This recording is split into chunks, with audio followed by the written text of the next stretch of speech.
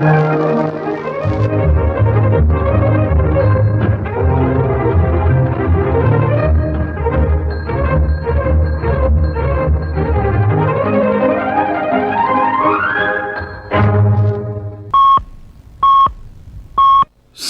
p.m. Pakistan Standard Time. Assalamu alaikum. This is Radio Pakistan. The news read by Daman Zaman. The headlines. The Prime Minister took the parliamentary leaders into confidence regarding Pakistan-Afghanistan situation and tensions in the Middle East at a meeting in Islamabad today. The Pakistan Armed Forces have so far killed 481 Afghan Taliban operatives during Operation Ghazab al-Haq. The Finance Minister says the government is committed to facilitating supportive environment for foreign investment. The Minister for National Food Security has underscored the government's resolve to provide transport subsidies and concessional freight support to exporters. At the United Nations Human Rights Council, Kashmiri representatives have called for an urgent international intervention on the deteriorating human rights situation in the Indian illegally occupied Jammu and Kashmir. In the ICC T20 World Cup, the first semi-final between New Zealand and South Africa will be played in Kolkata today. And now the news in detail. A meeting of the leaders and representatives of the parliamentary parties was held in Islamabad today with the Prime Minister Mohammad Shehbaz Sharif in the chair. During the meeting, the Prime Minister took the parliamentary leaders into confidence regarding Pakistan-Afghanistan situation and the recent tensions in the region, especially in the Middle East and the Gulf region. A detailed briefing was also given to the parliamentary leaders in the meeting, highlighting Pakistan's diplomatic efforts during the recent tensions. The parliamentary leaders of the political parties expressed their views openly. The participants emphasized the need for national unity, consensus, and solidarity in the current situation. The participants appreciated Pakistan's diplomatic efforts for peace in the region. They also emphasized the need to further accelerate these diplomatic efforts and also presented suggestions on the future course of action. All the participants reiterated the strong commitment to eradicate terrorism from the country. The participants appreciated and thanked the Prime Minister for taking all the political leadership into confidence in the larger interest of the country. 481 Afghan Taliban operatives have so far been killed and over 696 injured during the ongoing Operation Ghazab al-Haq. According to the latest updates shared by the Minister for Information and Broadcasting Ataullah Tarer on his X handle, 226 checkposts have been destroyed and 35 others captured by the security forces.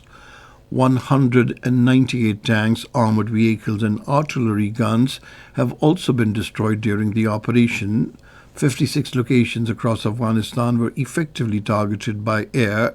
Meanwhile, the Pakistan Army also foiled an infiltration attempt by the Afghan Taliban and Fitna al-Khawarij near Torkham.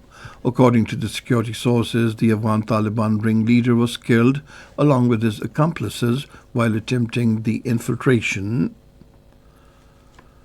The Finance Minister Mohammad Aurangzeb says Pakistan attaches importance to strengthening economic cooperation with the Netherlands. He was talking to the ambassador of the Netherlands, Robert Jan Sigat, who called on him in Islamabad today.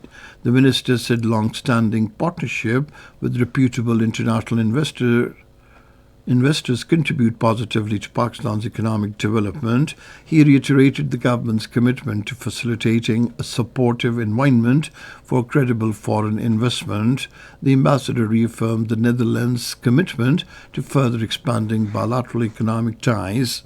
He highlighted the presence of the Dutch enterprises in Pakistan and emphasized that successful partnerships between Pakistani and Dutch companies demonstrate the potential for deeper economic collaboration between the two countries.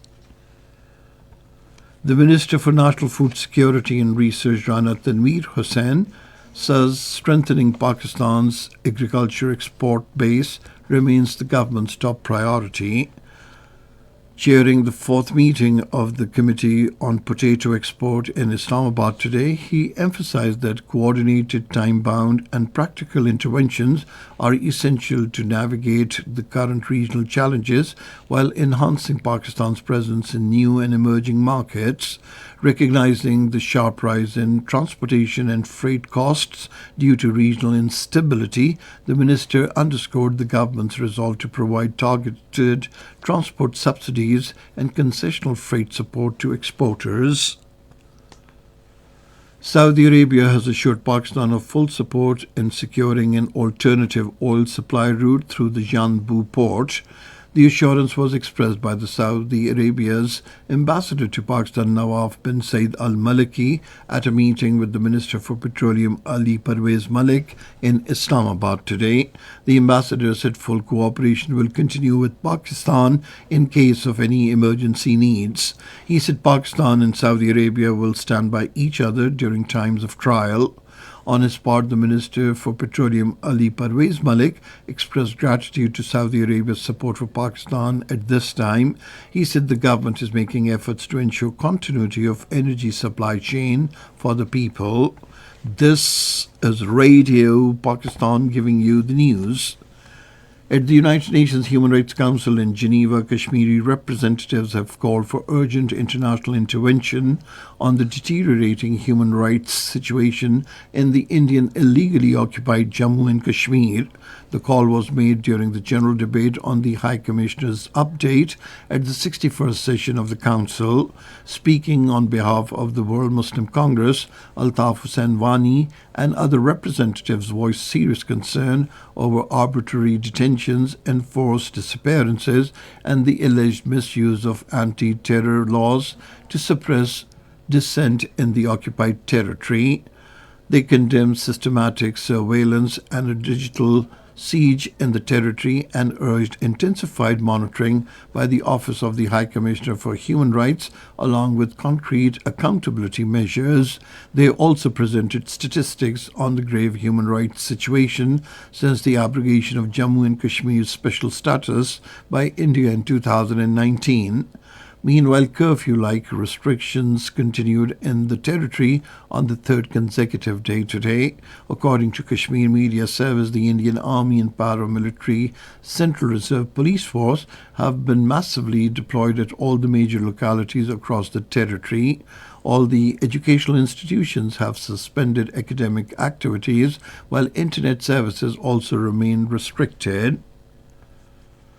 The All Parties Hurriyat Conference has called for peaceful protests across the Indian illegally occupied Jammu and Kashmir on Friday against the fascist policies of Narendra Modi and the Israeli Prime Minister Benjamin Netanyahu. In a statement, the APHC spokesman Abdur Rashid Minhas urged the Kashmiris to take to the streets after Friday prayers in solidarity with the people of Iran and against the Israeli aggression. The American newspaper The New York Times has also confirmed Pakistan's significant success in Operation Ghazab Lil-Haq. According to The New York Times, Pakistan successfully targeted Afghanistan's most important Bagram air base.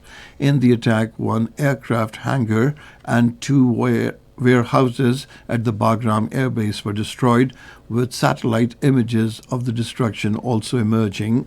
According to the newspaper, Pakistan has conducted more than 50 airstrikes on military targets in Afghanistan over the past week. The American Senate will vote on a war powers resolution today aimed at stopping the military campaign against Iran. The resolution, moved by Democrats, seeks to prevent President Donald Trump from continuing the conflict against Iran. And now cricket. In the ICC T20 World Cup, the first semi-final will be played between New Zealand and South Africa in Kolkata today. The match will start at 6:30 in the evening. The second semi-final will be played between England and India in Mumbai tomorrow. The final will take place in Ahmedabad on Sunday. And finally, the weather report. Mainly dry weather is expected in most parts of the country, while cold and partly cloudy conditions in the hilly areas during the next 12 hours. However, light rain with snow over high mountains may occur at a few places in northern Khyber Pakhtunkhwa, Gilgit-Baltistan and Kashmir. Day temperatures are likely to remain above normal in the plain areas. And that is the end of this news bulletin. For more news and analyses, log on to our website radio.gov.pk, and you can also watch the live video streaming of our bulletins on the link facebook.com/Radio Pakistan News Official.